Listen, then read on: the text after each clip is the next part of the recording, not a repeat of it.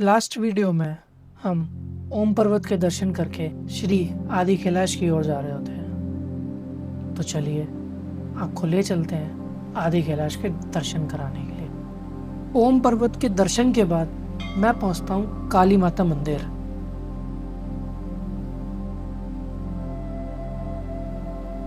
जिस टाइम हम इस मंदिर में पहुंचे थे उस टाइम ये मंदिर बंद था, क्योंकि हम खुद ही आखिरी यात्री थे जो ओम पर्वत के दर्शन कर पाए।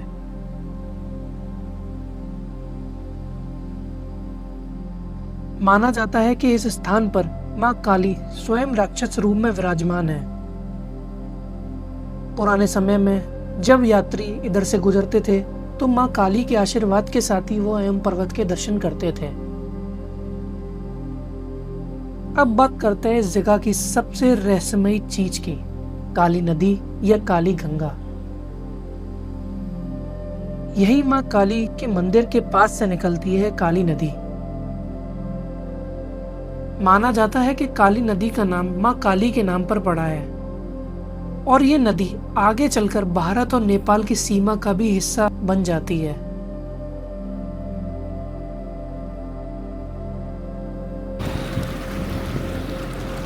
भाई यहाँ से निकलता है गर्म पानी, ठीक है। ये आ रही पाइपलाइंस, इसमें से सब में से बहुत गर्म पानी निकल रहा है इस टाइम। हाँ, मज़ा आ गया, मज़ा आ गया।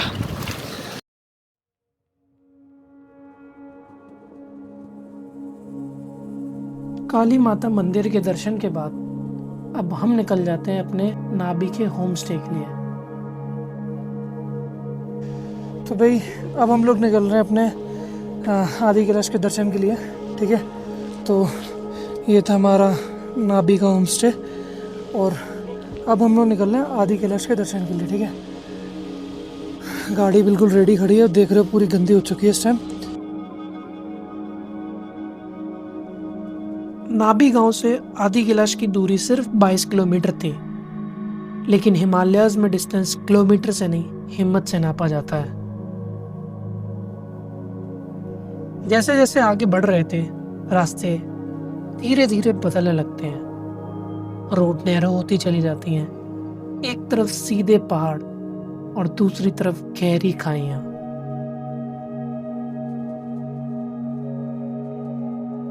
इसी खतरनाक रूट पर चलते हुए आगे जाकर आता है इस रास्ते का आखिरी गांव, कुटी गांव। तो भाई ये जो आप देख रहे हैं ना, ये 5 पांडवों का किला कहा जाता था और इस गांव का नाम है कुटी गांव, ठीक है। और यहीं से जन्म लेती है कुटी रिवर, जो आगे चल के काली गंगा में मिल जाती है। जैसे जैसे हम आदि कैलाश की तरफ बढ़ते जा रहे थे, पहाड़ों का चेहरा बदलने लगा। जो पहाड़ थोड़ी देर पहले तक सूखे रेगिस्तान जैसे लग रहे थे, अब धीरे धीरे बर्फ की सफेद चादर ओढ़ने लगे थे और उसी के साथ माहौल भी बिल्कुल अलग महसूस होने लगा। यहाँ से एक और चीज नोटिसेबल होने लगती है, ऑक्सीजन का लेवल। क्योंकि आदि कैलाश बेस की ऊंचाई लगभग 14,500 फीट है, जो कि एक काफी अच्छा खासा एल्टीट्यूड होता है। इस हाइट पर अगर किसी को सांस लेने में दिक्कत, सर दर्द या थकान महसूस हो तो घबराने वाली बात नहीं है। ये बिल्कुल कॉमन और नेचुरल सिम्टम होते हैं। बस छोटी छोटी सांस लें और एक छोटी सी चीज हमेशा साथ रखो, कपूर। ये एल्टीट्यूड पर काफी हेल्प करती है। जैसे जैसे हम आदि कैलाश के और करीब पहुंच रहे थे, नज़ारे और भी ज्यादा सुंदर होते जा रहे थे। अब इंतजार था तो केवल इसका कि कब हम आदि कैलाश के दर्शन कर पाए। शिव कैलाशों के बसी डोलीदारों के राजा, शंकर संकट हरणा, तेरे कैलाशों का अंत। तो हो चुके हैं आदि कैलाश के दर्शन। बहुत पॉजिटिव वाइब है भाई और अल्टीमेट लेवल ठंड। आखिरी सीज़न का आखिरी दर्शन है ये हमारा, और बहुत ही सुकून शांति के साथ ये दर्शन हुए हैं। ठंड बेहद ख़तरनाक है यहाँ, हवा तो बहुत ही तेज़ चल रही है, तगड़ी चल रही है, अलग लेवल सुकून शांति मिली है। आदि कैलाश ये सिर्फ एक पहाड़ नहीं बल्कि भगवान शिव का प्राचीन निवास माना जाता है। पुराणों और लोक कथाओं के अनुसार आदि कैलाश वही स्थल है जहाँ भगवान शिव और माँ पार्वती कैलाश जाने से पहले कुछ समय तक यहीं निवास करते थे। माना जाता है कि पांडव अपने वनवास के दौरान इसी क्षेत्र में आए थे और यहीं पर भगवान शिव की तपस्या की थी। आदि कैलाश के पास स्थित है पार्वती सरोवर। पार्वती सरोवर के बारे में कहा जाता है कि यहाँ माँ पार्वती स्नान करती थी। इस सरोवर का पानी आज भी बिल्कुल शांत, साफ और अद्भुत शक्ति से भरा हुआ माना जाता है। आदि कैलाश तक पहुंचने का सफर आसान नहीं है, इसलिए यह स्थल सदियों तक साधना, तपस्या और त्याग का प्रतीक बना रहा है।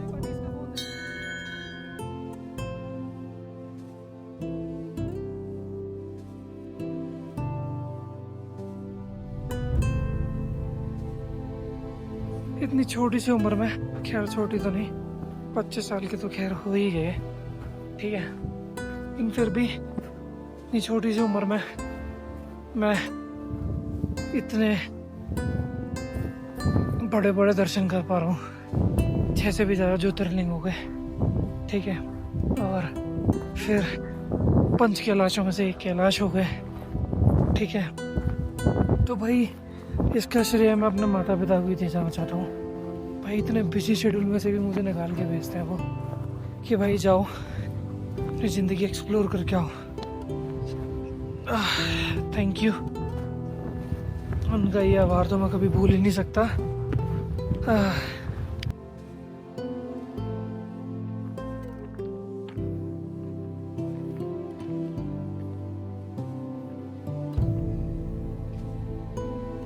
ये देख के तो मेरी भी आंखें दंग रह गई।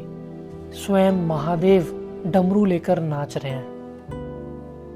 भाई सामने है आदि कैलाश जी का पर्वत और हम जा रहे हैं गौरी कुंड के लिए। भाई ऑफ सीजन आने का अलग ही मजा है भाई, तगड़ी फीलिंग आती है, ना कोई भीड़ ना कोई कुछ, अपना मैं अकेले घूम रहा हूँ मस्त मजे में गौरी कुंड का जल लेने के लिए। हाँ क्या मजा आ रहा है, अल्टीमेट लेवल ऑफ फीलिंग।